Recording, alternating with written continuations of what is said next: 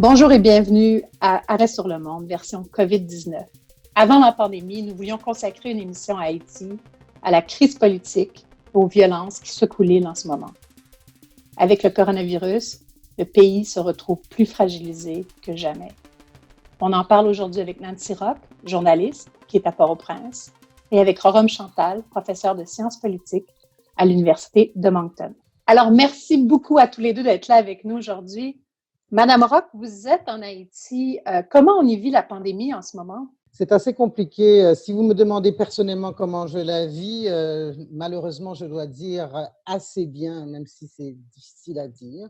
Tout simplement parce que je m'étais déjà auto-confinée depuis 2 ans avec les kidnappings. C'est devenu un tel phénomène et d'un tel danger, dans la capitale en particulier. Mais d'ailleurs, il y a des gangs dans le reste du pays maintenant, que je m'étais auto-confinée. Donc, je travaille énormément en tant que journaliste en ligne, etc. Donc, j'étais déjà habituée, j'étais déjà entraînée au confinement, en fait.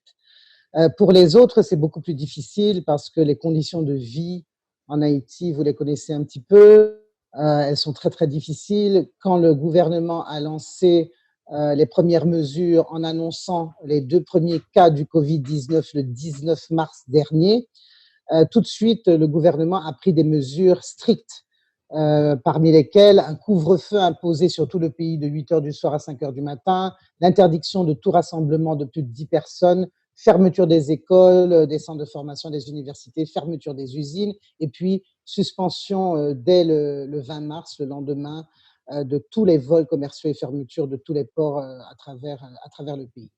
Malheureusement, ce genre de mesures, pour qu'elles soient appliquées, c'est une autre affaire. Le confinement lui-même, déjà avec les bidonvilles et la configuration, si vous voulez, de la population, c'est presque impossible à observer. Autre chose, vous savez très bien que pour le Covid-19, pour se protéger, il faut se laver les mains. Mais la plupart de la population pauvre d'Haïti n'a déjà pas d'eau potable. Donc, autre chose, c'est qu'avec 2,41 $ selon la Banque mondiale par jour, pour la majorité du pays gagne environ 2,41 $ américains par jour. Okay. Donc, vous imaginez bien que la majorité des gens pauvres doit sortir tous les jours pour gagner son pain. Et c'est dans des conditions comme ça que vous lui demandez un confinement. Donc évidemment, c'est très difficile à respecter. Et puis vous avez la culture. Je vous donne un exemple. Nous venons d'avoir la saison de Pâques. Vous avez des bandes de rara. Les bandes de rara, c'est dans la culture vaudou qui se rassemblent et qui vont danser pour appeler les esprits. Et vous leur demandez dans tout le pays de ne pas sortir. Ça va à l'encontre de leur tradition. Et je parle de tradition vraiment centenaire. Donc, et ils croient d'ailleurs que s'ils ne sortent pas, les esprits vaudous vont les punir. Donc, c'est assez compliqué.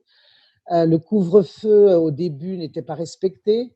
Donc, c'est une situation, on craint le pire. Hein, on craint le pire bientôt, bien que jusqu'à présent, à date, il n'y a que 40 cas confirmés et 3 décès. Monsieur Chantal, est-ce que l'État haïtien est équipé pour faire face à ce genre de crise qui pourrait s'en venir éventuellement? Certainement pas. Comme vous le savez, l'État haïtien, on dit qu'il n'existe pas en raison justement de l'inexistence d'une bureaucratie qui permettra à cet État de donner des réponses appropriées aux besoins de la population, mais aussi pour comprendre l'impréparation d'Haïti à faire face à cette pandémie, il faut se référer, ne serait-ce qu'à l'histoire récente d'Haïti. Vous vous rappelez que c'est seulement en 2010 qu'un séisme violent, dévastateur, a frappé le pays et le pays ne s'était toujours pas remis de ce séisme. Par après, en 2010, le pays a été frappé de plein fouet par l'ouragan Mathieu, qui avait entraîné des pertes à son économie nationale équivalent à quelque chose comme plus de 30% d'une économie nationale haïtienne déjà moribonde. Et vous le savez aussi qu'au cours des dernières années, le pays avait déjà été frappé par une crise sanitaire avec l'épidémie du choléra qui avait tué des milliers d'Haïtiens et donc entraîner des familles dans une situation de désolation. À ce que Mme Rock mentionnait, s'il faut ajouter quelques indicateurs économiques, on verra qu'ils sont vraiment au rouge et concourent à annoncer l'avènement d'une tragédie sans nom si jamais la pandémie touchait véritablement une majorité de la population haïtienne. Donc, 6 millions d'Haïtiens vivant dans la pauvreté, 2,5 millions vivant dans l'extrême pauvreté. Et pour ce pays, je ne vous apprends rien non plus en vous disant que les transferts de fonds en provenance des Haïtiens vivant à l'étranger comme au Canada, où il y a une importante communauté haïtienne, ces transferts de fonds constituent l'essentiel des revenus d'un ensemble de familles. Or, malheureusement, avec la pandémie, on assiste donc à une baisse considérable dans ces transferts de fonds. Et pour dire rapidement 2 mots au plan politique, vous savez aussi qu'au cours des dernières années, le pays a été frappé par des crises politiques récurrentes. Le président Jovenel Moïse, on peut même dire qu'il a survécu à sa dernière crise en raison de la pandémie, ce qui fait que le pays n'a pas été capable de collecter, donc d'avoir une recette nationale à partir de la collecte d'impôts.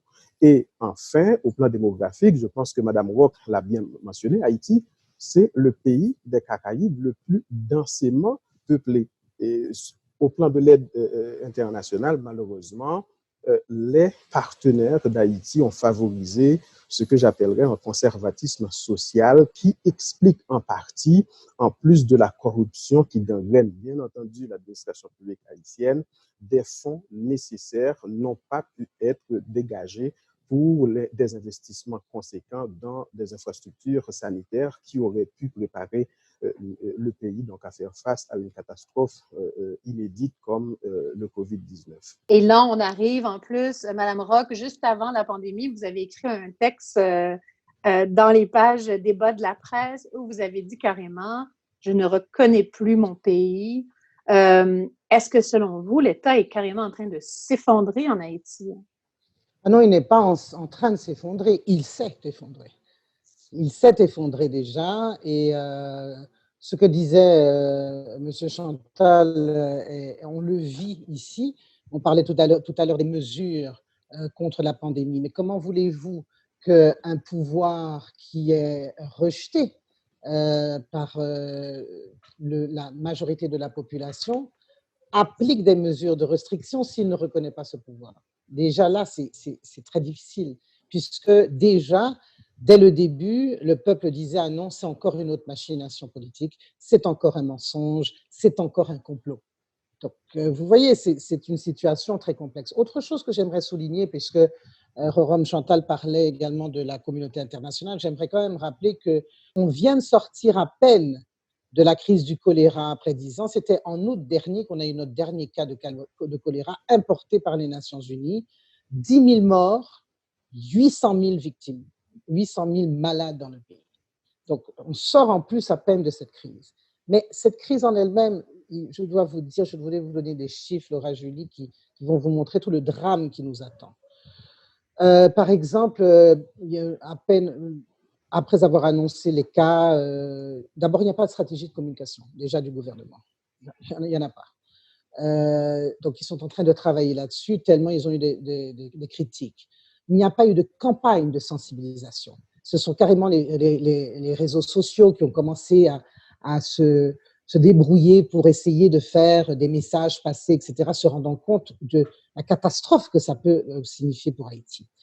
Le système sanitaire d'Haïti a été aussi mis à genoux par aussi une dominance, si vous voulez, domination de l'international. On dépend de l'international et ce système aujourd'hui n'existe pas.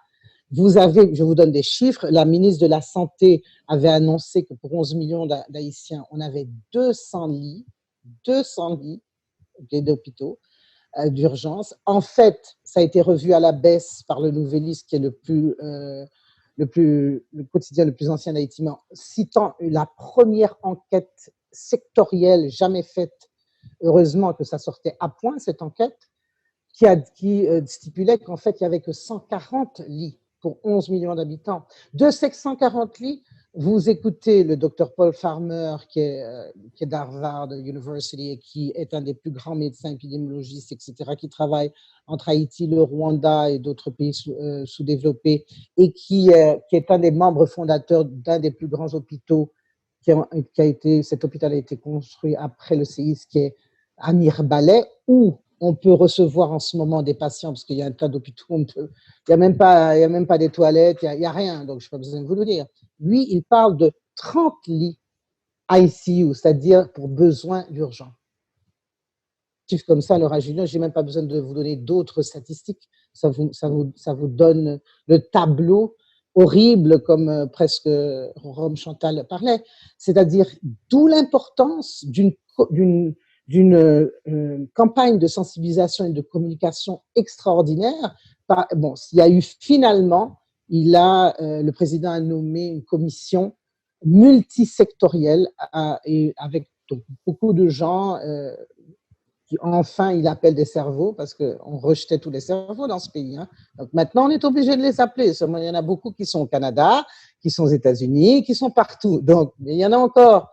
Et donc, on s'est mis tous ensemble pour faire cette commission qui va avec à sa tête le directeur général du ministère de la Santé et le docteur Bill Papp de Cornell University, qui est d'une sommité mondiale. Et on espère qu'on ne pourra pas, j'espère que ça ne sera pas un tsunami, mais on s'attend au pire. On s'attend au pire. Donc, à partir de là, je crois que notre seul moyen, c'est de se battre contre ce monstre qui peut arriver à travers une campagne de communication et de sensibilisation. Parce qu'il va falloir, il y a un proverbe en créole qui dit d'ailleurs, c'est mettre corps qui veille corps. C'est-à-dire, vous êtes le propriétaire de votre corps, vous devez surveiller votre corps. Si on ne le fait pas, on n'a pas les moyens, que ça soit économique ou sanitaire, pour se défendre contre un tel fléau. Hier, la Banque mondiale a enfin approuvé le seul pays pour un allègement de la dette, ça a été Haïti. Et puis, bon, pour le reste, comme on dit en Haïti, j'espère que Dieu sera avec nous. Monsieur Chantal, on parle souvent de l'importance de l'aide humanitaire pour Haïti, parfois même de l'aide humanitaire qui pèse trop lourd en Haïti. Est-ce que dans ce cas-ci, donc si je comprenais bien, Mme Rock, la réponse n'y est pas? À quoi on peut s'attendre de la communauté internationale et quel rôle on voudrait que la communauté internationale joue cette fois-ci dans la crise en Haïti? Mais si nous disons que l'État haïtien n'existe pas, je pense que c'est aussi dire que sans une aide conséquente de la communauté internationale, le pays n'aura tout simplement pas les moyens pour pouvoir faire face à cette catastrophe.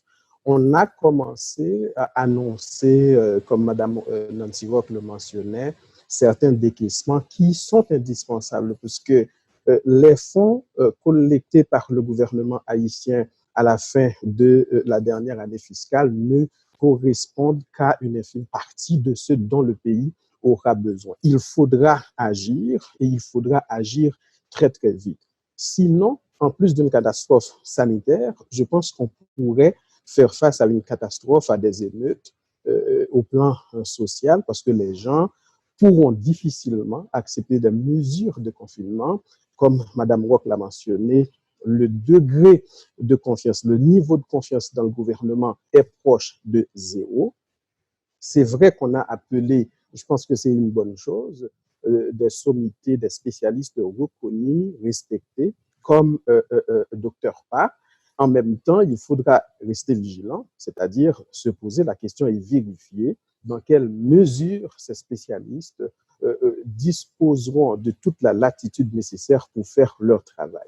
Alors, c'est un SOS, il ne faut pas s'en cacher, qu'on doit lancer vis-à-vis de la communauté internationale, puisque, vous le savez aussi, cette communauté internationale, c'est elle qui dirige véritablement, je pense que Mme Rock l'a dit, dans son article dans la presse canadienne, elle a parlé de République des gangs, elle aurait pu écrire un autre avec pour titre République des ONG. C'est le core groupe avec, en particulier, les pays dits amis d'Haïti, dont fait partie le Canada. Il y a également la France, les États-Unis, qui décident de l'essentiel de la politique en Haïti. Alors, c'est vraiment le moment où la communauté internationale, les Nations Unies, mais les pays du G20, les pays du G7 doivent démontrer un élan de générosité, non seulement vis-à-vis d'Haïti, mais également envers les pays du Sud global, généralement, qui n'ont manifestement pas les moyens dont dispose un pays comme le Canada. Pour dire un dernier mot là-dessus, le gouvernement haïtien a annoncé un ensemble de mesures louables. La seule question qu'on se doit de se poser, c'est a-t-il véritablement les moyens de cette politique advenant une crise qui s'étendait sur la durée? Et la réponse, c'est non. Merci beaucoup à tous les deux. Votre SOS, on l'a entendu et on vous souhaite bon courage et on va être avec vous, avec Haïti. Merci. À vous pareillement. Merci. C'est ce qui conclut notre entrevue spéciale dans le contexte de la COVID-19. Merci beaucoup d'avoir été des nôtres et merci au Cerium, à l'Agence France-Presse et à Savoir Média qui nous permettent pendant quelques instants de faire un arrêt sur le monde. Bon courage, restez à la maison.